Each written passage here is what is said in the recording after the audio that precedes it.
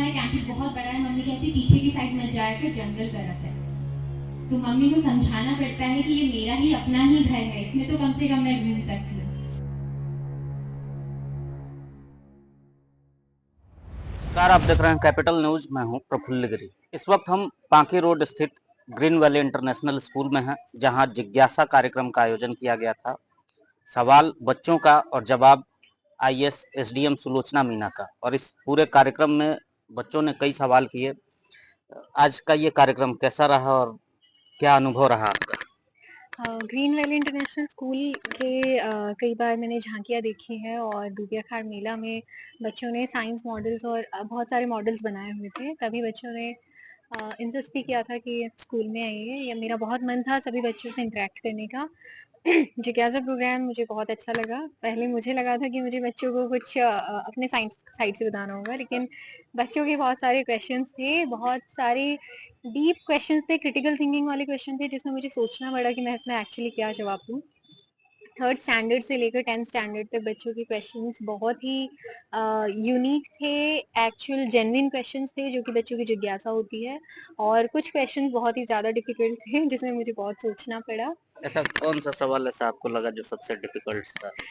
बहुत सारे सवाल, जैसे कि अगर मैं आइस ना होती तो क्या होती, लबासा की ट्रेनिंग में सबसे इम्पोर्टेंट मेमोरेबल पार्ट क्या रहा, भारत दर्शन के बारे में बच्चे पूछ रहे थे, बच्चे डिफिकल्ट डिसीजन मेकिंग के बारे में पूछ रहे थे। साथ ही में इमोशनल इंटेलिजेंस की बातें हुई और कई सारी बातें हुई जो कि मैंने एक्सपेक्ट नहीं किया था कि जो कि हमारी जनरेशन में इस एज में बच्चे नहीं सोच पाते थे, वो आज यहाँ पे बच्चे वो क्वेश्चंस कर रहे हैं जो हमने शायद 20 साल की उम्र में सीखा है। तो इंटरेक्शन बहुत ही अच्छा रहा। तो अब हम आपको वो पूरा इंटरेक्शन दिखाने की कोशिश करेंगे कि बच्चों के द्वारा क्या सवाल पूछे गए और आईएएस मैम ने कैसे जवाब दिया। तो आइए आपको दिखाते हैं इस पूरे कार्यक्रम का एक झलक। Me Jolly Rani of standard 8 and I wanna ask some questions from you, and my first question is like, how do you navigate or how do you deal with the ethics dilemma between enforcing the law strictly and take or showing humanity? Like for example, जैसे हम लोग लेके चलते हैं कि like footpath पे कुछ like poor people रह रहे हैं और सिविल एडमिनिस्ट्रेशन से लाइक वो लोग इलीगल वहाँ पे इंक्रोचमेंट हो गया है, कर लिए हैं वो लोग, और सिविल एडमिनिस्ट्रेशन से वहाँ पे ऑर्डर होता है कि वहाँ पे लाइक जाम वगैरह नहीं करना है। तो वहाँ पे आप लाइक क्या कैसे हैंडल करेंगे उस सिचुएशन को, क्योंकि वहाँ पे अपनी रिस्पॉन्सिबिलिटी को भी लाइक करना है और फिर वहाँ पे हम लोग पुअर पीपल को वो नहीं कर सकते, ह्यूमैनिटी भी हमें अपने मेंटेन करके चलना है। तो यस मैम। आप लोग सच में 8th स्टैंडर्ड के हैं? Yes ma'am. मुझे अपने स्कूल में नहीं पता था 8th क्लास में कि एथिकल डायलेमा क्या होता है। ओके, सो ऐसी सिचुएशंस ऑलमोस्ट डेली आती है, स्पेशली एसडीएम वाली जॉब में एनक्रोचमेंट हटाइए, एनएच का अभी नेशनल हाईवे का काम चल रहा है डाल्टनगंज में, उसमें भी गवर्नमेंट लैंड पे बहुत सारे इंक्रोचमेंट है। तो फर्स्ट थिंग हम इंश्योर करते हैं कि अगर किसी का पक्का घर है, कोई भी पक्की बिल्डिंग है, चाहे वो इंक्रोचमेंट हो, उसकी ज़मीन हो, गवर्नमेंट लैंड हो या किसी और का हो, तो किसी भी पक्की बिल्डिंग के लिए उनको कॉम्पेंसेशन दिया जाता है। हाँ। उनके घर के लिए, उनके कुएं के लिए, इवन उनकी फसल के लिए भी। अगर वहाँ पे क्रॉप भी स्टैंडिंग है, क्रॉप उन्होंने लगाई है और उससे उनको जितना एक्सपेक्टेड है मार्केट रेट पर उन्हें कॉम्पेंसेशन दिया जाता है। और पक्की बिल्डिंग्स का नेशनल हाईवे अथॉरिटीज़ ही डिसाइड करते हैं, उस हिसाब से कॉम्पेंसेशन दिया जाता है, फर्स्ट थिंग। सेकेंड थिंग, कई केसेस में जैसे आपने धारावी स्लम के बारे में सुना होगा, मुंबई की धारावी स्लम के बारे में सुना है आप लोगों ने? या तो अब उसका अगर उनका रीडेवलपमेंट प्रोजेक्ट है, अब उन्हें हटाना होगा तो उसमें प्रोजेक्ट में हमेशा इन्वॉल्व होता है कि इन्हें कहाँ पर रीलोकेट करना है। अगर आपको किसी को घर से निकाल रहे हैं तो उन्हें वापस घर देने की जिम्मेदारी भी गवर्नमेंट अपने ऊपर लेती है मोस्ट ऑफ द केसेस में। उस टाइम पर कोई और स्पेसिफिक सूटेबल लोकेशन देखी जाती है जहाँ कहीं और गवर्नमेंट लैंड हो, बड़ा पैच हो और वहाँ पे फ्लैट्स बनाकर सभी लोगों को अकोमोडेट किया जा सके। लेकिन द फर्स्ट थिंग जो लीगली हमें करना है, जो लॉ बाउंड है, अगर नेशनल हाईवे बनना है, कुछ भी ऐसा प्रोजेक्ट है और गवर्नमेंट लैंड का इंक्रोचमेंट फ्री करवाना है तो वो हमें करवाना ही है। that we have to do. लेकिन एथिकली करेक्ट होने के लिए यहाँ पर 2-3 मेजर्स हैं और ये भी लीगल ही है. यहाँ पे भी हम आउट ऑफ द वे नहीं जा रहे हैं. And my next question is, what is the most rewarding part of being an IAS officer? Most rewarding. First thing is that you can appear for this exam at the age of 21 years old. Okay, so at this age, in any field, you cannot get this level of recognition. मतलब आप चाहे professor हो, scientist हो, 25 years में आपको कहीं पे भी, today I am 25 years old, और किसी स्कूल में आपके बीच में इतना रिकग्निशन मिल रहा है just because of 3 letters, right? IAS. अगर मैं प्रोफेसर होती तो शायद कोई मुड़ के भी नहीं देखता. And my one and only last question is, like, after cracking UPSC, the officers get the opportunity to have the Bharat Darshan. Like, what was your memorable moment of the Bharat Darshan and what lesson did you learn from it? Do you have any civil servant in your family? No. How do you know about Bharat Darshan? Ma'am, I have watched it in YouTube or net. This generation is like super intelligent, I must say. So, for other kids who don't know about Bharat Darshan is part of our training. हमारी 2 साल की training होती है. First हमारा foundation course होता है जिसमें सभी सर्विसेज के लोग होते हैं. IAS के साथ साथ IPS, foreign services, forest services, revenue services, सभी लोग एक साथ आते हैं और उनकी ट्रेनिंग होती है. उसके बाद हमारा भारत दर्शन स्टार्ट होता है. भारत दर्शन में क्या होता है, ऐसा नहीं कि हम इंडिया के हर स्टेट में जाते हैं, लेकिन हम इंडिया के हर पार्ट को टच करते हैं. वेस्ट में जाते हैं, नॉर्थ में जाते हैं जहाँ पे हिमालयाज की चेन्स में जाते हैं, बॉर्डर स्टेट में जाते हैं, नॉर्थ ईस्ट में जाते हैं. एक वाइल्ड लाइफ अटैचमेंट होता है जिसमें वाइल्ड लाइफ सेंचुरी का घूमना होता है. एक आइलैंड अटैचमेंट होता है और सबसे बड़े आइलैंड्स हमारी कंट्री के तो अंडमान और लक्षद्वीप है. तो दोनों आइलैंड्स में से एक जगह जाते हैं. फिर साउथ इंडिया का पार्ट कवर करते हैं. एक ओशन वाला स्टेट कवर करते हैं जिनका बॉर्डर होता है. हम नेवल अटैचमेंट करते हैं. नेवी, आर्मी, एयरफोर्स, तीनों के बारे में आपने सुना होगा. वहाँ पे अटैचमेंट होता है ताकि हम उनकी वर्किंग जान सकें, उन लोगों के साथ भी काम कर सकें. सो बेसिकली हर जगह पे हम लोग जाते हैं, वहाँ का वर्किंग समझते हैं. और घूमने की बात है तो स्केड्यूल बहुत टाइट रखते हैं. अगर आपको ऐसा लगता है कि बस घूम रहे हैं ये लोग, इट्स अबाउट फॉर 45 days. अगर आपको लग रहा है कि वाइजैग, लाइक विशाखापट्टनम जा रहे हैं, चेन्नई जा रहे हैं, घूमने जा रहे हैं, इतना टाइट स्केड्यूल रखते हैं. 6 बजे तक आप कहीं नहीं जा सकते हैं. सारी क्लासेस अटेंड करना मैंडेटरी होता है. और उसके बाद अगर आपकी अपनी एनर्जी है, आपने जान बची हुई है, तो आप सिटी एक्सप्लोर कर सकते हैं 6 बजे के बाद. Like, which was your memorable moment? Memorable Andaman में बहुत ही सुंदर है. अंडमान, आपको कभी जाने का मौका मिले तो प्लीज़ जाइएगा. अंडमान बहुत ही सुंदर है. राधानगरम बीच के बारे में आपने शायद पढ़ा होगा या आप बड़े होकर पढ़ेंगे. बहुत ही one of the cleanest beach of India. बहुत ही सुंदर है और बीच पे जाके सनसेट देखने का अलग ही मज़ा है. I belong to Rajasthan. वहाँ राजस्थान में बीचेस नहीं है. मैंने सिलेक्शन के बाद ही पहली बार बीच देखा है.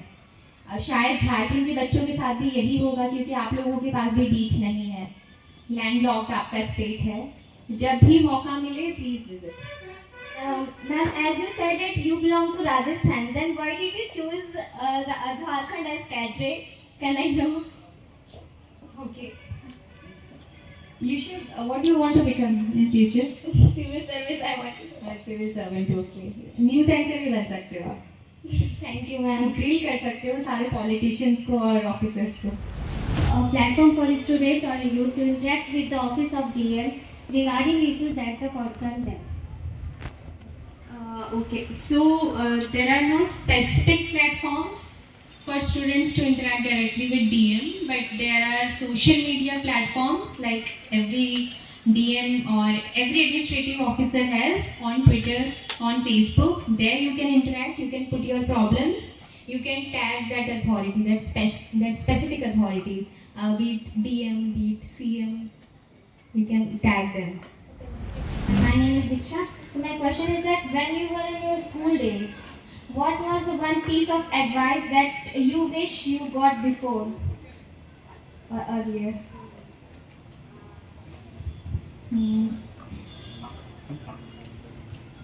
To be more active in sports, because right now I am not good at any sport. Like वो घर में जो खेलते हैं, बैडमिंटन खेल लिया, टेनिस खेल लिया, that I know, but professionally I am not good at any sport. Except that I lived my school life fully. मैं स्कूल एक दिन भी मिस नहीं करती थी, मुझे स्कूल जाना बहुत ज़्यादा पसंद था. टीचर्स हमारे बहुत अच्छे थे, डेली स्कूल जाती थी, सारे कॉम्पिटिशन्स में पार्टिसिपेट करती थी. सिर्फ एक चीज़ जो मैं मिस करती हूँ, मुझे स्पोर्ट्स में और एक्टिव होना चाहिए था, कहीं से गाइडेंस लेनी चाहिए थी, और किसी एक स्पोर्ट को मुझे पैशनेटली परस्यू करना चाहिए था. One more, that as you are a female officer, so what challenges and difficulties you have faced that today's generation young women should be prepared for, and how to deal with it? Okay. See, very deep. I don't. But जितने deep आपके questions हैं, I think आपकी understanding भी उतनी ही deep होगी. तो maturely मैं किसी adult से जैसे बात करती वैसे ही आपको बताती हूँ. तो first difficulty is that you are the only female officer in your district, like I am here. So many a times this would happen. You will not find any other females around you. तो आपको वैसे ही अपनी working की आदत डालनी होगी, वो आपको आदत हो भी जाएगी. And people are courteous. आप जिस भी पोजीशन पे हैं, सिर्फ डू योर वर्क पैशनेटली. अपने काम में अच्छे रहिए तो आपका काम अच्छा रहेगा. और आपका second question, How to deal with it? For How to deal. how can today's generation young women can deal with it? right. And so for this part, actually you are studying, right? हमारी generation में भी पढ़ाई की. अभी girls बहुत कुछ अच्छा कर रही हैं. सुनीता विलियम्स अभी 9 months स्पेस में रह के आई थी. सबने पढ़ी वो न्यूज़, राइट? सो बहुत सारी जगह ये सब हो रहा है. लेकिन हमारी जनरेशन में जब पेरेंट्स ने और सोसाइटी ने, स्कूल्स ने विमेन को पढ़ाया, गर्ल्स को इंडिपेंडेंट बनाया है, उनको इंडिपेंडेंट थिंकिंग दी है, बट सेम टाइम पर उन्होंने सेम जनरेशन के बॉयज़ को वो ये सिखाना भूल गए how to deal with such girls. Now women will have their own independent thinking. वो लोग अपने डिसीजंस खुद करेंगी, चाहे वो उनकी सिस्टर हो, उनकी वाइफ हो, या कोई और हो.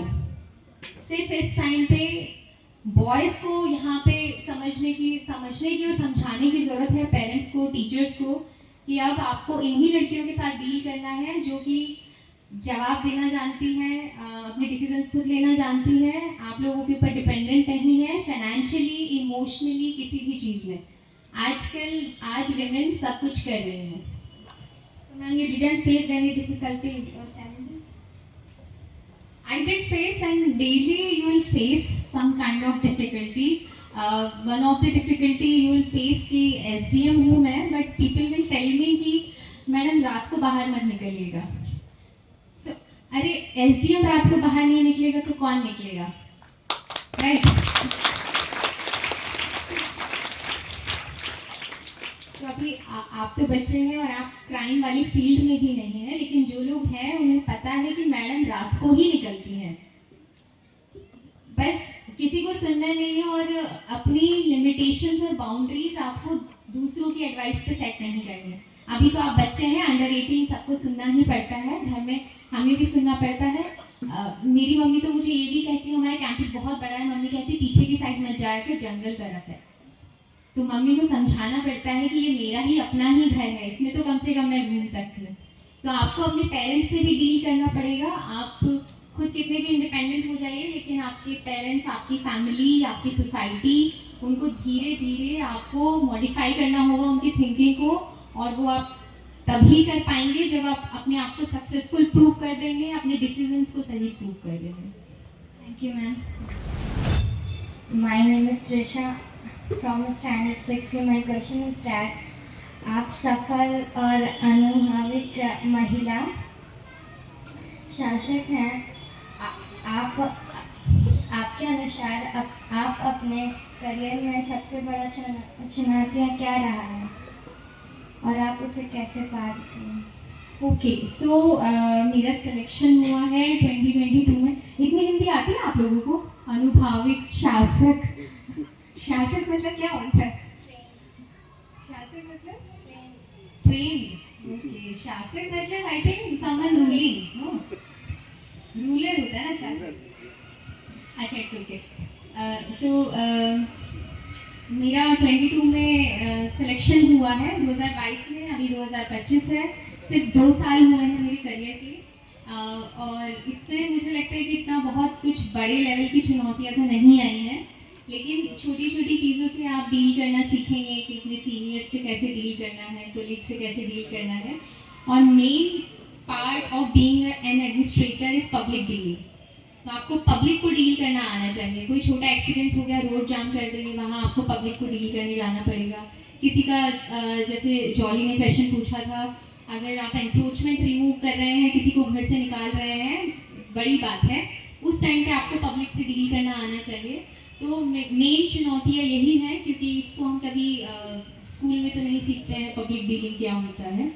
मेन चुनौती पब्लिक डीलिंग ही रहा है, और आई थिंक अभी सीख रहे हैं। Thank you, ma'am. Mrs. Parmeet is standing before you to ask a question that if you get a chance to improve something or do something for our school, then what will you? Very good. For your school.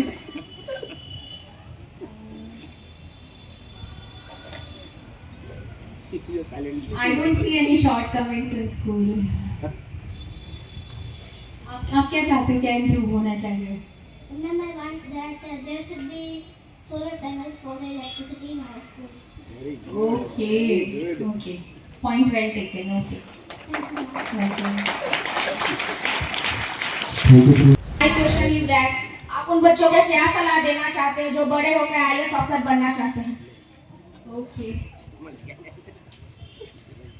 तो first advice है, 10th class तक मत सोचो कि मुझे क्या बनना है। सिर्फ माइंड में रखो कि आईएएस बनना है, लेकिन 10th क्लास तक सिर्फ स्कूल का करिकुलम, अपने ओलंपियाड्स, कॉम्पिटिशन्स, अपनी स्कूल लाइफ को फुली एंजॉय कीजिए।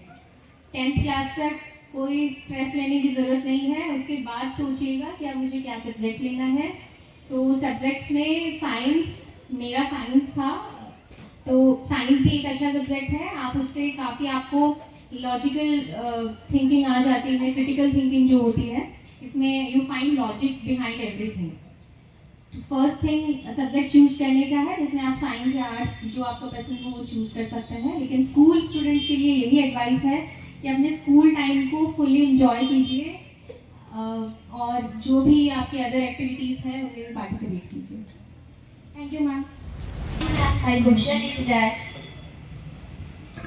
what should you,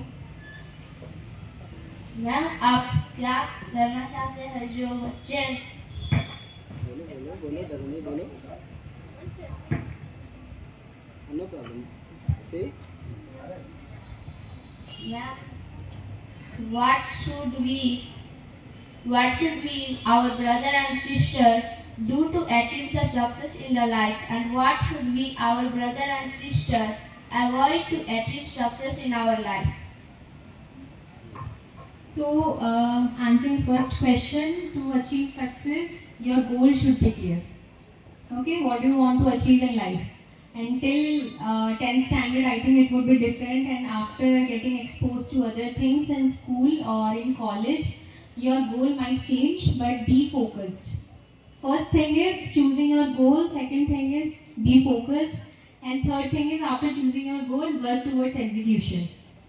क्योंकि ये बड़ी चीज़ नहीं है कि मुझे आईएएस बनना है, बड़ी चीज़ है कि यहाँ से लेकर वहाँ तक की जर्नी कैसे होगी, और उस जर्नी के लिए consistency is important, right? Consistency, hard work and the attitude of never giving up.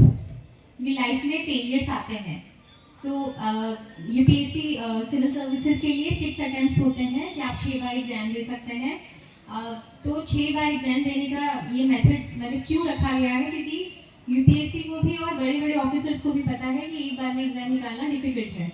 तो आपका एक बार फेल होंगे, दूसरी बार फेल होंगे, तीसरी बार फेल होंगे, लेकिन चौथी बार में जब आप ऑल इंडिया रैंक 1 और 2 लेकर आएंगे तो उस टाइम पे भी आप सेम ऑफिसर बनेंगे। तो आपका एटीट्यूड होना चाहिए नेवर गिव अप। और टू अवॉइड डिस्ट्रैक्शंस, अवॉइड कीजिए, keep yourself away from social media, right, social media का ही मैं अभी बोलूँगी। यूट्यूब का तो मुझे लग रहा है आप लोग बहुत ही अच्छा यूज़ कर रहे हैं, क्योंकि मुझे नहीं लगता है कि किसी बच्चे को पता होगा लवासना क्या होता है, भारत दर्शन क्या होता है। अगर आप अच्छा यूज़ कर रहे हैं टेक्नोलॉजी का तो बिल्कुल कीजिए। और चैट जीपीटी यहाँ पे बच्चे यूज़ करते हैं कोई?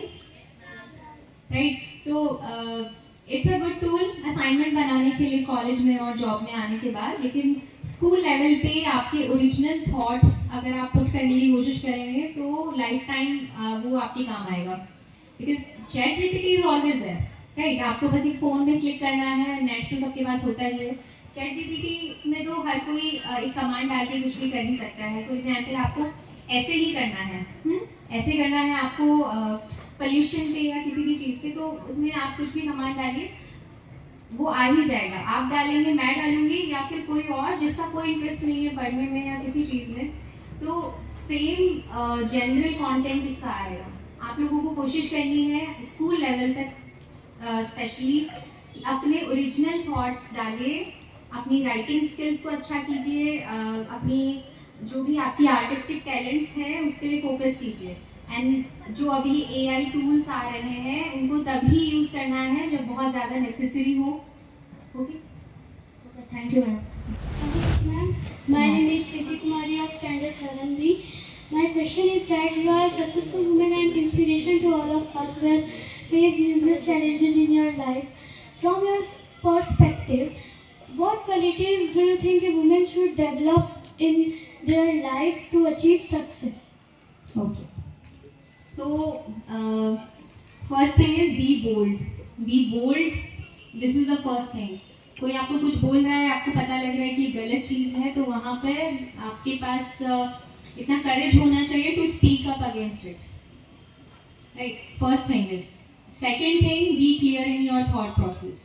मुझे लाइफ में क्या चाहिए, मेरी प्रायोरिटीज़ क्या है, वो चाहे आपको फैमिली को बतानी हो, फ्रेंड्स को बतानी हो, स्कूल में बतानी हो, आपकी प्रायोरिटीज़ अपने हेड में क्लियर होनी चाहिए। Third thing is being independent. अब इंडिपेंडेंट की बहुत सारी मीनिंग होती है, लेकिन ट्रेडिशनली जो मीनिंग आता हमारी सोसाइटी में देखा जाता है, तो इंडिपेंडेंट का मतलब है फाइनेंशियली इंडिपेंडेंट। देखिए, आप लोग इतने अच्छे स्कूल में पढ़ रहे हैं, यहाँ पे एक्टिव हैं, आप लोग जिस टाइप के क्वेश्चन पूछ रहे हैं, आई एम श्योर कि आप लोग किसी ना किसी जॉब में चले ही जाएंगे, मतलब earning money won't be an issue for you. लेकिन बाकी चीज़ों में इंडिपेंडेंट कैसे बने, और इंडिपेंडेंट बनने के लिए फर्स्ट थिंग आपको सीखना होगा व्हीकल राइड करना। लड़कियाँ स्कूटी, बाइक, आपको जो भी पसंद हो, हर लड़के को जो बाइक चलाना आता है तो हर लड़की को भी स्कूटी या बाइक चलाना आना चाहिए। This is the first thing. Second thing, आपको अपने डिसीजंस खुद करने आने चाहिए, इसीलिए जब भी आपको कोई नई चीज़ पता लगती है तो don't rush to your elder brother, और बल्कि खुद ही गूगल करो। आजकल जब आपके हाथ में फ़ोन है, आप सब कुछ देख सकते हैं, तो खुद से पहले सीखने की कोशिश करो। आपको मान लीजिए आप डाल्टन मिलते हैं, आपको हजारीबाग तक भी जाना है, तो डोंट आस्क एनीवन, पहले उसको गूगल करके देखो कितना दूर है, क्या उसका रास्ता है, ये क्या क्या लोकेशंस हैं, कैसे कैसे इसमें जा सकते हैं, बसेस हैं, ट्रेन्स हैं, वंदे भारत क्या है, आपको खुद पता होना चाहिए। नॉलेज ही इकोनॉमी होती है, जिसके पास नॉलेज है वही हर चीज़ को रूल कर रहा है। और third thing is financially independent आप हो जाएंगे, आप में से हर कोई अर्न करेगा, अपने पैरों पे खड़ा होगा, लेकिन उस फाइनेंसेस को, उस पैसे को कहाँ इन्वेस्ट करना है, कैसे प्रॉपर्टी बनानी है या कैसे कुछ करना है, वो भी आपको खुद ही सीखना होगा। Good morning, ma'am. I am very grateful to have your presence here. My question is that if I talk about the present scenario, nowadays youth are deviating from their path, means at the initial point they have some goals, like their dream jobs, and they earn immense knowledge in that field, they earn so many degrees, but at end means they do not pursue their job, or after pursuing they leave it and do something another, like content creation or interacting with social media. So what are your views on this topic, and is it good for future, like if everyone would be content creator, who would be engineer or doctor? These questions are really put by students. Yes, of course. Okay. So what you are talking about is Gen Z dilemma, first thing. Yeah. Right? आपकी generation को क्या कहते हैं मैं भी भूल रही हूँ, लेकिन जेन जी जो 97 टू 2005 के बीच में है, जो लोग अभी वर्क प्लेसेस में हैं, तो सुशांत राजपूत को जानते हैं आप लोग? कृति सनन को जानते हैं? दोनों बहुत ही अच्छे कॉलेजेस से, आईआईटी से बीटेक हैं, राइट? आईआईटी में गए और बीटेक किया, फिर उन्हें अपना पैशन पता चला, उन्हें मॉडलिंग पसंद आई या फिर एक्टिंग पसंद आई, they pursued it and they are successful today, right? So I won't call such examples, such instances जहाँ पे आपको पता है, आप क्लियर हैं। Again, be clear about your goal. जब तक आप आईआईटी की तैयारी कर रहे थे, आप बिल्कुल फोकस थे, आपने किया, लेकिन कॉलेज में आपको कुछ एक्सपोजर मिला, कुछ और अच्छा मिला, फैशन डिज़ाइनिंग करना है, इंटीरियर करना है, फॉरेन लैंग्वेज कुछ सीखना है, ट्रैवलिंग में जाना है, कुछ ऐसा अलग करना है, तो that thing I won't call deviation, right? This is first thing. Second thing about content creation, reels देखते हैं यहाँ पर सब बच्चे? नो? अच्छा, यूट्यूब पे रील्स नहीं देख, जो बच्चे नहीं देखते हैं वो हाथ करिए।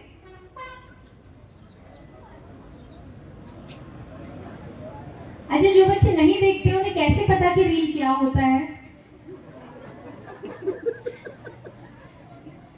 जब आपके हाथ में फोन नहीं आता है, यूट्यूब नहीं चलाते हैं और रील्स नहीं देखते हैं, तो आपको कैसे पता लगा? जितने बच्चों ने हाथ खड़ा किया है वही सबसे ज्यादा रील्स देखते होंगे। अच्छा, तो रील्स में आपको जो बच्चे देखते हैं, जिनको एक्सपोजर है थोड़ा भी, आपके छोटे और बड़े भाई बहन देखते हैं, तो आपको पता लगता होगा कि हर रील का पर्पस अलग होता है।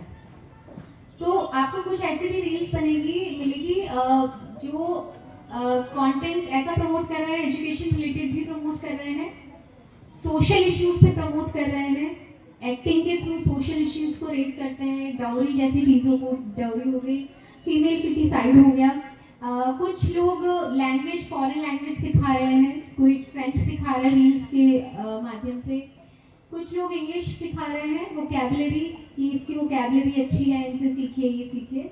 तो कंटेंट क्रिएशन अपने आप में बिल्कुल गलत नहीं है, लेकिन अगर जो कि आजकल, क्योंकि सोशल मीडिया पे सेंसरशिप नहीं है गवर्नमेंट की अभी तक, तो जिसका जो मन में आता है वो वहाँ पे वो डाल देता है, तो इसमें दोनों चीज़ों से बच के रहना है।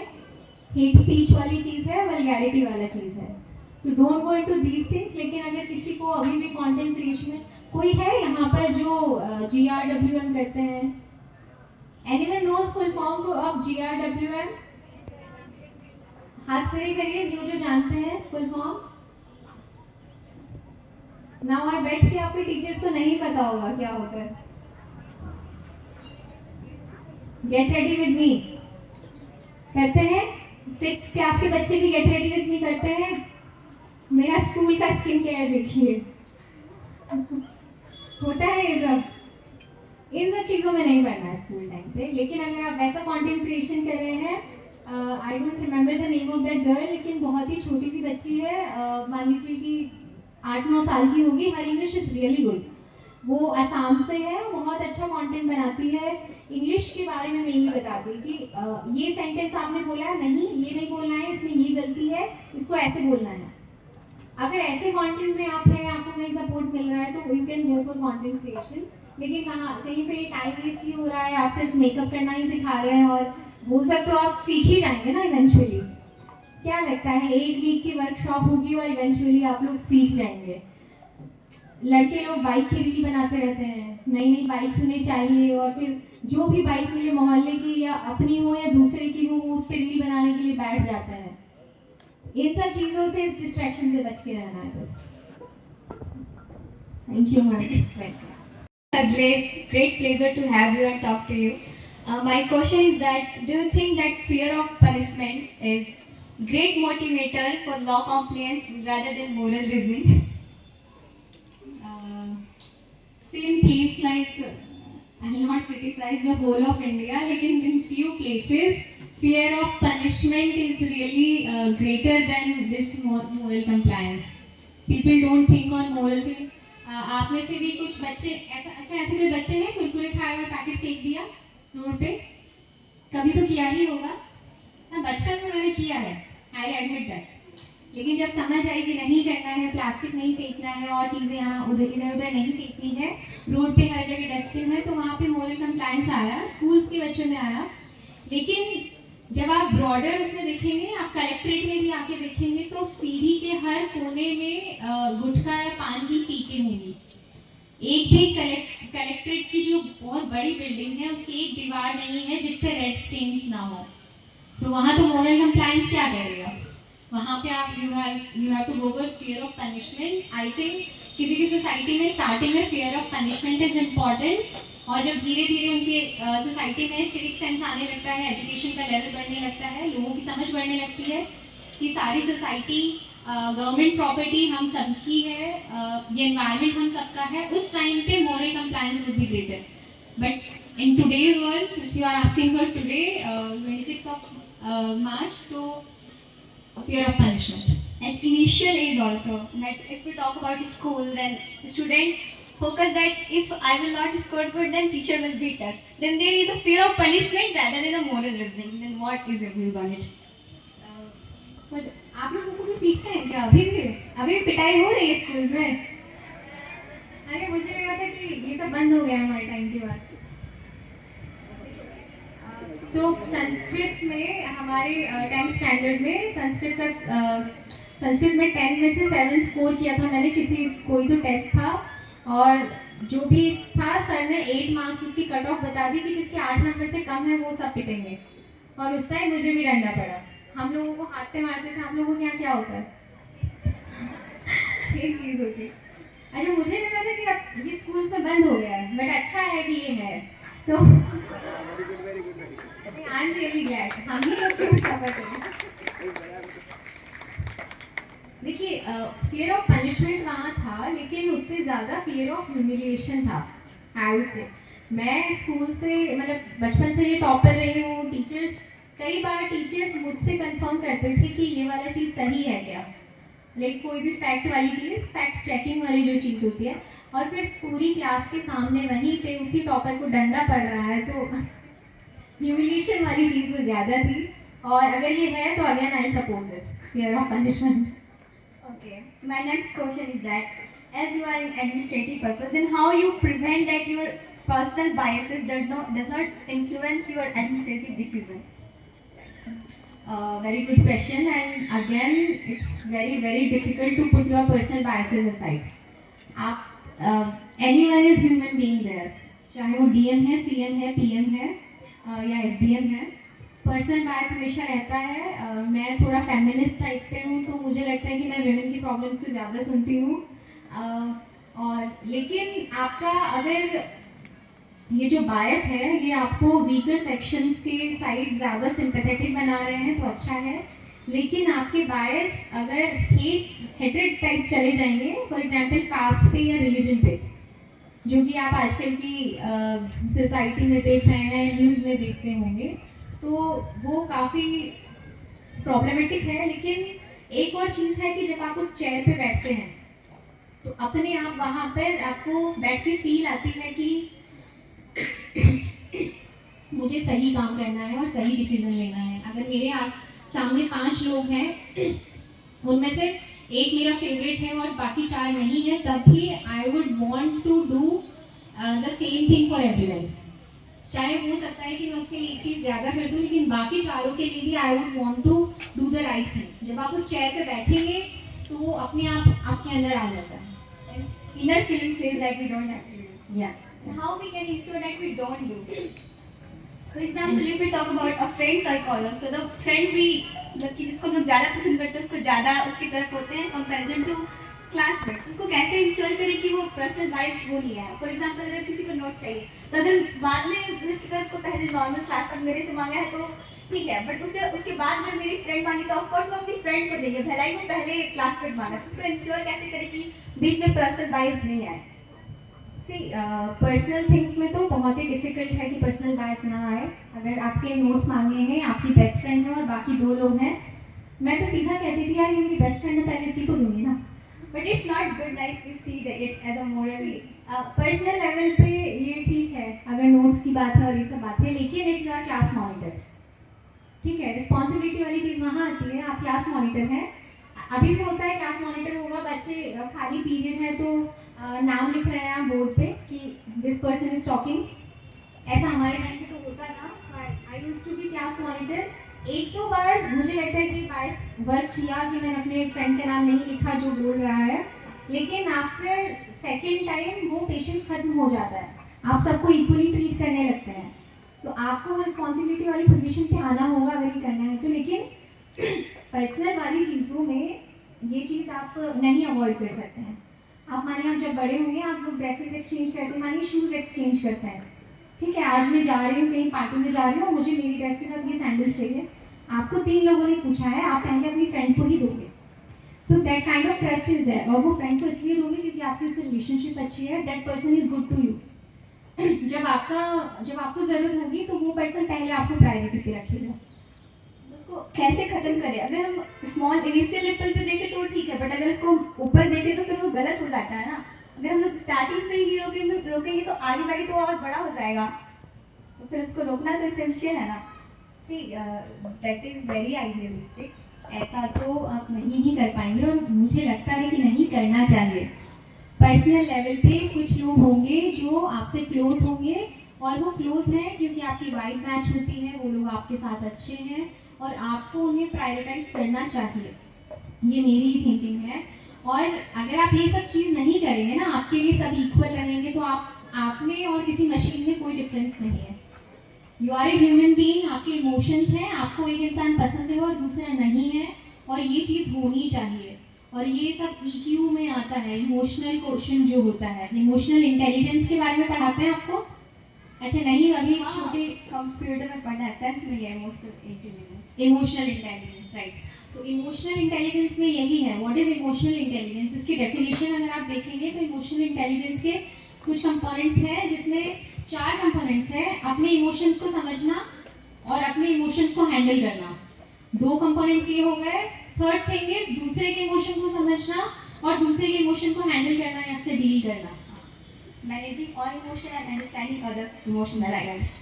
सो आप अपने इमोशंस भी समझिए, सामने वाला भी समझिए, और अगर आप सबको इक्वली ट्रीट करते रहेंगे तो आपका कोई दोस्त ही नहीं रह जाएगा। लाइक आपके बेस्ट फ्रेंड क्यों है अगर आप उसको प्रायोरिटाइज नहीं करेंगे? तो पर्सनल लेवल पे ये मत रखिए, जब प्रोफेशनल रिस्पॉन्सिबिलिटी वाले लेवल पे आप आएंगे तो आप अपने आप सीख जाएंगे, और जिस टाइप की स्कूलिंग आपको मिल रही है, आपकी एथिकल और मॉरल वैल्यूज का क्वेश्चन हमेशा ज़्यादा होगा than your personal biases. Okay, thank you. And my next question is that what are some misconceptions about IAS officer that people don't know? I am curious to know. Misconceptions बहुत ही ज़्यादा हैं। तो first thing is कि बहुत अच्छा bungalow मिलता है, बहुत अच्छी गाड़ी मिलती है, बहुत सारे सर्वेंट्स मिलते हैं, सब मिथ हैं। गाड़ी ऐसी होती है कि अब चलते चलते रुक गई, कहीं जंगल में फंसे हुए हैं, दूसरी गाड़ी मंगा ली तो उसकी हेडलाइट वर्क नहीं कर रही है। उसके बाद बंगलो, आप लोग कभी आएंगे, कोई आना चाहता है, ज़रूर बच्चे विजिट कर सकते हैं, तो आप उसकी हालत भी देखेंगे कि कैसी हालत में है वो। कभी भी वो दीवार गिर सकती है और यहाँ पे माला चढ़ सकती है। बंगलो गाड़ी वाली बात हुई। Staff there is only single person, और जिसको बहुत एफर्ट्स डाल के कि कुछ काम करने के लिए, क्योंकि इतने सारे शेड्यूल, इतने सारे काम के साथ मैं अपना खाना और सारा चीज़ खुद नहीं कर सकती हूँ, तो ये कहीं से बहुत एफर्ट्स लगाने पड़ रहे हैं। बाकी पर्सनल स्टाफ आपके पास रहेगा, ड्राइवर रहेंगे, बॉडीगार्ड रहेंगे, 24 आवर्स साथ रहते हैं। सिर्फ यही चीज़ है। और मिसकंसेप्शंस में है कि वेरी पावरफुल, IAS बहुत पावरफुल होते हैं, ऐसा कुछ नहीं होता है। अगर आज कोई मेरी ज़मीन को भी हड़प लेगा तो भी मुझे वही लीगल प्रोसेस जो एक कॉमन मैन को फेस करनी पड़ती है वो करना पड़ेगा। ऐसा कुछ नहीं है कि मेरा फ़ोन जाते ही कोई डर से उठाएगा और मेरी बात मान लेगा। तो IAS officers are not powerful. और कुछ कंसेप्शंस जो आपके हैं तो मैं इसको क्लियर कर सकती हूँ। किसी को ऐसा लगता है कि IAS ऑफिसर ऐसे होते हैं, तो IAS officers are very intelligent, ये भी एक मिथ है। So we just clear 1 exam और उसमें सारी जेनेरिक चीज़ें आती हैं, वो सब पढ़ना होता है, एग्जाम में अच्छा स्कोर करना होता है, उसके अलावा इतना कुछ नहीं पता होता है। और इंटेलिजेंस वाला लेवल इस पर डिपेंड करता है कि आप कितना लाइफ में और पढ़ते जा रहे हैं। और वेरी एजुकेटेड IAS ऑफिसर बनने के लिए मिनिमम क्वालिफिकेशन इज ग्रेजुएशन, चाहे आपने BE किया हो, BCom किया हो, BSc हो, या आप IIT से हो, या आप NIT से हो, MBBS हो, सभी सेम लेवल पे होते हैं IAS। Okay, thank you so much ma'am. Good afternoon. I am Astha of class 6B. I want to ask one question. It's that I want to know that what issues facing our city, Medinagar, and nowadays I want to solve this. You want to? Solve this. Solve this. I want to solve it. Okay. So the first problem I think everyone will see is the traffic problem, right? Anyone? Traffic problem अपने city में आप recognise करते हैं?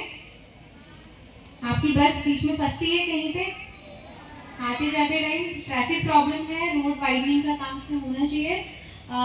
ये सारा चीज़ नगर निगम देखते हैं, तो म्यूनिसिपल कमिश्नर सर हैं हमारे और सभी इस पर वर्कआउट कर रहे हैं कि कैसे सिटी की ट्रैफिक प्रॉब्लम कम हो जाए। So this is the first issue. Second चीज़ है जिसमें आप लोग इतना कंसर्न नहीं होंगे, लेकिन यहाँ पे लैंड एनक्रोचमेंट के बहुत ज़्यादा मैटर्स हैं। ये मेरी ज़मीन है, दूसरे बंदे ने आके हड़प ली, गवर्नमेंट लैंड है, फिर किसी ने हड़प ली। आपके घर में ऐसे इश्यूज होंगे, आपने शायद बचपन अभी अपने पेरेंट्स को कभी बात करते हुए सुना होगा। तो इसी चीज़ में लैंड मैटर्स को, लैंड रिकॉर्ड्स को मॉडर्नाइज करने के लिए बात चल रही है, जिसके हम अभी वर्क कर रहे हैं। ये अभी मेन 2 प्रायोरिटी पे है, और बाकी थर्ड थिंग जो कि SDM की जॉब प्रोफाइल में होता है, लॉ एंड ऑर्डर को मेंटेन रखना। तो यहाँ पर क्योंकि हर त्योहार में बहुत ज़्यादा एंथुजियाज्म रहता है, जो कि आप देख सकते हैं, चाहे दुर्गा पूजा हो, रामनवमी हो, पूरा एंथुजियाज्म के साथ पूरा सिटी को डेकोरेट करते हैं, और फिर सारे DJ वगैरह अभी स्टार्ट हो जाएंगे। आप लोगों के घर के आसपास से भी निकलेंगे, आप लोग सुनेंगे। तो वहीं पे उस टाइम पे लॉ एंड ऑर्डर को कंट्रोल में रखना, मतलब सिटी का लॉ एंड ऑर्डर कंट्रोल में रहे, यही 3 चीज़ें। Thank you, ma'am. I want to say that who motivate to you become an IAS? Okay, so हम लोग जॉइंट फैमिली में रहते हैं। राजस्थान में बहुत कॉमन है जॉइंट फैमिलीज। मेरे बड़े चाचा हैं जिन्होंने मुझे बहुत ही बचपन में, जब मैं बहुत छोटी थी आप लोगों जैसी, तो उन्होंने बताया था, बस तब मुझे नहीं पता था IAS ऑफिसर क्या होता है, लेकिन एक ही चीज़ उन्होंने मुझे बताई थी कि कंट्री में, पूरे देश में सिर्फ 3 ही लोग रूल करते हैं, PM, CM, DM। PM पता है आपको? Prime minister, chief minister and then district magistrate. यहाँ पे आप DC बोलते हैं, लेकिन राजस्थान में DM बोलते हैं। तो उस टाइम बस बचपन में एक मेमोरी में था, 3rd 4th स्टैंडर्ड में, कि IAS बनना है, क्योंकि वही पूरा जिला कंट्रोल करता है, वही सब करते हैं। और छोटे बच्चे थे तो ऐसा भी लगता था कि DM को कुछ करना नहीं पड़ता है, सारे काम तो उसके नीचे वाले करते होंगे, ऐसा मुझे लगता था पहले। लेकिन अब खुद इस सर्विस में आके अगेन ये वाला मिथ कि DM के पास बहुत रिसोर्सेज है तो उनको कुछ नहीं करना पड़ता होगा, ऐसा नहीं है। आप कॉन्टिन्यूसली इंगेज रहते हैं उसमें। तो वहीं से पूरा मतलब इंस्पिरेशन वहीं से स्टार्ट हुई थी। लेकिन बड़े होने के बाद, ये 4th स्टैंडर्ड की बात है, जब स्कूल में कोई आता था तो मैं भी यही बोलती थी IAS बनना है। फिर लोग फुल फॉर्म पूछते थे, तो फुल फॉर्म बहुत मुश्किल से याद की उस टाइम पे 3rd 4th स्टैंडर्ड में। उसके बाद बड़े होने के बाद जब थोड़ा सोशल सर्विस वाला पर्सपेक्टिव देखा और करियर चॉइसेस के लिए देखा, तो मुझे लगा कि ठीक है, IAS सिविल सर्विसेज एक अच्छा करियर ऑप्शन हो सकता है, लेट्स ट्राई फॉर दिस। और अगर इंस्पिरेशन की बात है तो अभी स्मिता मैम है, जो यहाँ नहीं है, वो she is in Telangana cadre, तो अभी के लिए वही मेरी इंस्पिरेशन है। My name is Priya. I am from the standard 4. My question is, what do you do when you don't know to answer something, and how you handle multiple tasks at once? Okay. So first thing, when I don't know answer to something, so I make jokes about it. That is the first thing. जिसमें आपको सोचने को time मिलता है और थोड़ा console करने का टाइम मिलता है कि तो बहुत डिफिकल्ट क्वेश्चन आ गया है। And second question. How do you handle multiple tasks at once? Multiple tasks at once. See, multitasking everyone will have to learn. लेकिन जब अपने सर पे आती है तो आप मल्टीटास्किंग को करने लगते हैं, लेकिन हॉच पॉच ना हो इसके लिए फर्स्ट थिंग इज कि डेली रात में अपना स्केड्यूल बना लीजिए नेक्स्ट डे का कि these are the important things I have to do tomorrow. ये फर्स्ट थिंग है ताकि सब कुछ टिक होता रहे। सेकेंड थिंग इज क्योंकि आप अच्छी रैंक पे हैं, अच्छी पोस्ट पे हैं, आपके पास कुछ हैंड्स होते हैं, तो काम डिस्ट्रीब्यूट भी कर दीजिए। काम डिस्ट्रीब्यूट कर दीजिए या कुछ रिमाइंडर सेट कर दीजिए ताकि आप इसको कर पाएँ। और मल्टीटास्किंग में टाइम मैनेजमेंट में बहुत इंपॉर्टेंट है, तो stick with your time, be discipline, B punctual, उससे मल्टीटास्किंग आपकी हैंडल हो जाएगी। Thank you. Good morning, ma'am. I am Pari from standard fourth, and my question is that now I am in standard fourth. So for study, Blackboard method is beneficial or digital panel? See, I am old school type, so I would say blackboards, books, those were good for me. I don't like digital medium to study. This is my preference. But looking at my sister, who is just 2 years younger than me, but she likes it through digital medium only. She's a doctor and she studies everything through iPad. So that is handy material. She has to do job like beauty के साथ साथ she has to study. तो उसके लिए वो बहुत handy हो जाता है, कन्वीनियंट होता है, इसलिए वहाँ पे अच्छा है। लेकिन स्कूल टाइम में जहाँ आपको अपनी बुक्स को लेके हर जगह ट्रैवल नहीं करना है, तो I think first thing you should go for blackboard thing and books thing. And second argument about this is to protect your eyes from the negative impact of blue screen. Everyone knows about the blue screen, blue light. ठीक है, तो never expose your eyes to blue screen, blue light in dark. First thing, and second thing, you can use blue cut lenses जो कि आजकल आने लगे हैं। तो जब भी आप स्क्रीन देख रहे हैं for studies or for games or for reels, use that specs. Thank you. I want to ask that how do you approach decision making in complex situations? Like, what would you choose in a thing which makes you happy and or the thing which people had told you to do? Like, what would you, which is the better or appropriate alternative you would choose? See, it depends upon the situation. Who are those other people? अगर आपके boss आपके सामने बैठे हैं और कुछ कह रहे हैं तो आपको वो सुनना पड़ता है टू मेक हिम और हर हैप्पी। लेकिन अगर वहीं पे मेरे फ्रेंड्स हैं या मेरी फैमिली है तो I would choose my happiness over others advice. और स्पेशली अगर सिर्फ जेनरिक एडवाइस है जो कि लड़कियां तो सुनती ही रहती हैं, अभी भी आप लोग सुन रहे होंगे और सुनते रहेंगे लाइफ टाइम, अपनी हैप्पीनेस को प्रायोरिटाइज कीजिए। मीन्स जॉब करियर के फील्ड में आई वाज आस्किंग लाइक जो एल्डर लोग हैं वो हमारे ऑफ कोर्स वो हमारा अच्छा चाहते हैं, लेकिन I want to follow my passion. Like आपका पैशन था पैराग्लाइडिंग एंड पैरासाइडिंग, तो उस फील्ड में भी प्रोफेशंस है like travelling photographer. So why you have choose IAS over travelling photographer? So paragliding, parasailing, ये सब तो मुझे वैसे कॉलेज में मतलब कॉलेज के टाइम पे ही एक्सपोजर मिला, लेकिन there again you will have to make your own decision. जो मैंने आपको पहले ही कहा कि लड़कियों को अपनी डिसीजन मेकिंग पहले से आनी चाहिए, और ये सारे डिसीजन आप कॉलेज टाइम से ही बनाना शुरू करेंगे। इस चीज़ में ये है कि पैशन वाइज मुझे वहाँ पर लगा कि वहाँ वो फाइनेंशियल सिक्योरिटी नहीं है। सेकेंड थिंग, पैराग्लाइडिंग और पैरासेलिंग मेरी हॉबीज़ है जिसे मैं अपनी जॉब करियर ऑप्शन में नहीं बना सकती हूँ। और थर्ड थिंग इज कि आपको लाइफ में एक सेटिस्फेक्शन चाहिए। Every human needs satisfaction in their life. आपके टीचर्स को सेटिस्फेक्शन किस चीज़ में मिलता है? जब आप कहीं बाहर कॉम्पिटिशन्स में जाते हैं और कुछ ट्रॉफीज लेकर आते हैं, वहाँ पे आपके टीचर्स को सेटिस्फेक्शन मिलता है। सेम मुझे सेटिस्फेक्शन मिलता है किसी ना किसी सोशल सर्विस की चीज़ में जहाँ पे आई कैन हेल्प पीपल। और लेकिन I want authority as well. Authority होनी चाहिए, थोड़ी सी पावर रिसोर्सेज भी होने चाहिए। Okay, ma'am. My next question is, there is a very common saying that justice delayed is justice denied. So, और अभी भी मतलब democracy is the best form of government, but still it has some drawbacks.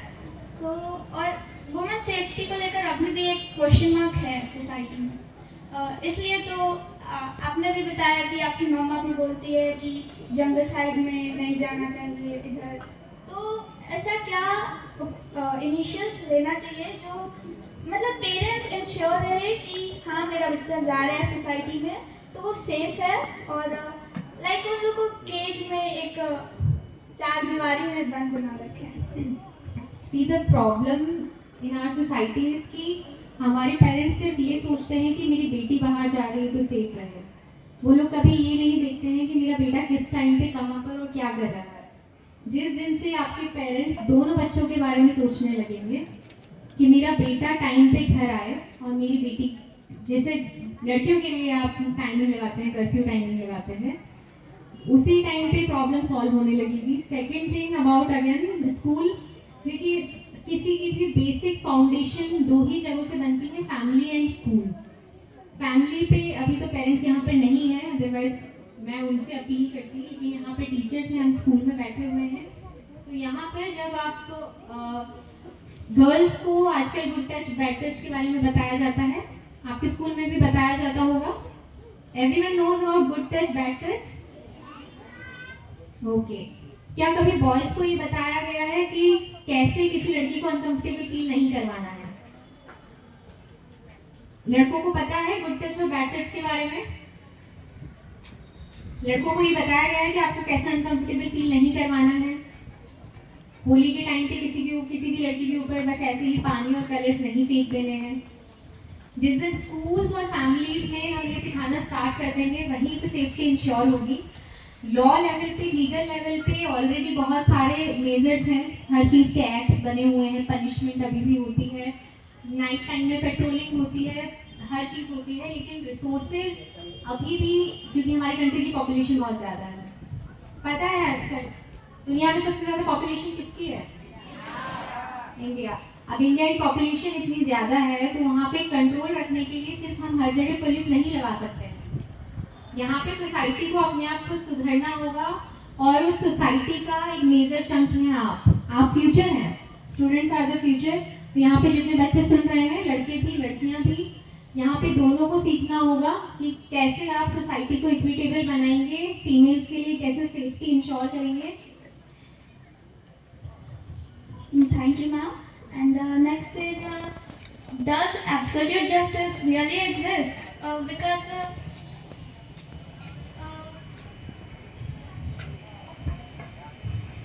does it really exist? See, absolute justice doesn't exist. I won't say it exists. There is always gray area in everything. So again, coming to the example of removing encroachments, जहाँ पे आप land encroachment हटाते हैं तो कई बार ज़बरदस्ती लोगों को घर से निकालना पड़ता है, और जितने भी हमारे पैरामीटर्स हैं वो कंप्लीट नहीं हो पाते हैं।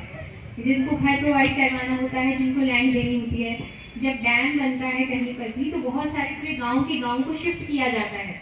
अब उस गाँव में हर बंदे को उतनी ज़मीन मिल पाए जिसकी उतनी ज़मीन गई है, वो जस्टिस नहीं हो पाता है। एब्सोल्यूट जस्टिस एग्जिस्ट नहीं करता है, लेकिन रिलेटिव जस्टिस करता है, और एडमिनिस्ट्रेशन और गवर्नमेंट हमेशा इसको इंश्योर करते हैं कि जितना हो सके उतना जस्टिस हो पाए। कोर्ट्स में भी बहुत ज़्यादा टाइम लग जाता है, मतलब एक केस को लेकर उसमें ईयर्स चलते ही जाता है। तो मतलब वही जो justice delayed is justice denied, तो इसको लेके एडमिनिस्ट्रेशन को क्या इनिशियल्स लेना चाहिए? ओके, तो फर्स्ट कंफ्यूजन ये है कि आपने तीन वो पिलर्स पढ़े होंगे डेमोक्रेसी के, 3 पिलर्स। लेजिस्लेचर कौन होता है? MLAs, MPs, government. एग्जीक्यूटिव कौन होते हैं? जिसमें आईएएस ऑफिसर भी आते हैं, और अगेन एग्जीक्यूटिव्स आते हैं जो हमारे एमपीज हैं।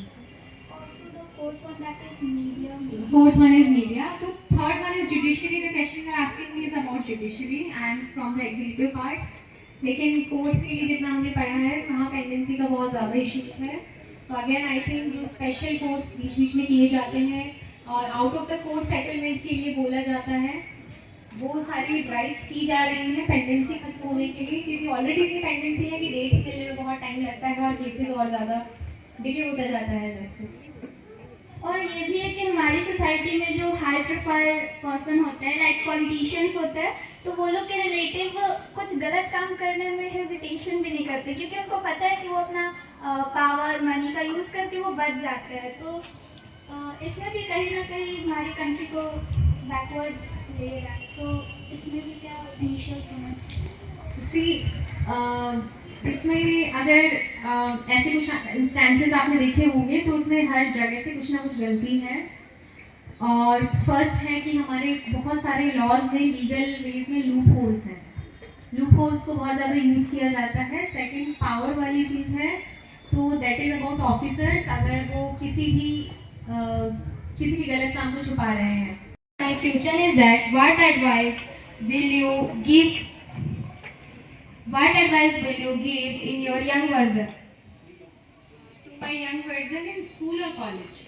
I'm in school. In school. Again, go for sports. कुछ सीखो पढ़ाई के अलावा। सिर्फ मैंने पढ़ाई की है। कंपटीशन में आई यूज्ड टू पार्टिसिपेट, लेकिन मुझे ऐसा कोई स्किल नहीं है मेरे पास, अदर कोई टैलेंट नहीं है other than studies. To learn something besides studies. I have one question.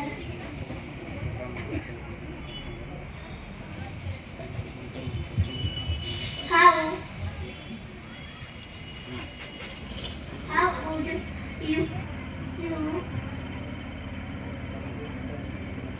handle a situation where you had to make a difficult decision? अच्छा Okay. So difficult decisions कई बार लेने होते हैं। अगेन मॉरल कंपास पे उस पे होता है कि मोरालिटी की साइड जाना है या फिर लीगल साइड जाना है। तो mostly but being a government officer हमें लीगल साइड पे देखना होता है। लेकिन इसी डिफिकल्ट सिचुएशन में आई वुड मेक श्योर कि अगर किसी के साथ कुछ उनका लॉस हो रहा है तो किसी ना किसी स्कीम, गवर्नमेंट स्कीम से उनको जुड़वाकर उनका कुछ अच्छा किया जाए।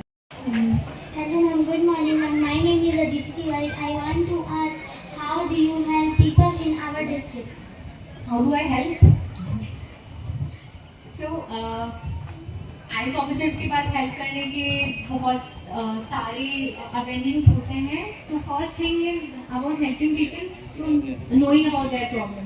So free interaction, anyone comes to office, I listen to their problem, and if I do have a solution, then I go about it, and if I don't have a solution, like that is not in my hands, then I just tell them the solution and to go about it, like that way. जिसका solution मेरे पास नहीं है। Second thing, if I get any information from any sources, यहाँ पे कुछ गलत हो रहा है या यहाँ पे help की ज़रूरत है, तो वहाँ पर concerned authority से बात करके उनको help करती हूँ। Thank you ma'am. Welcome.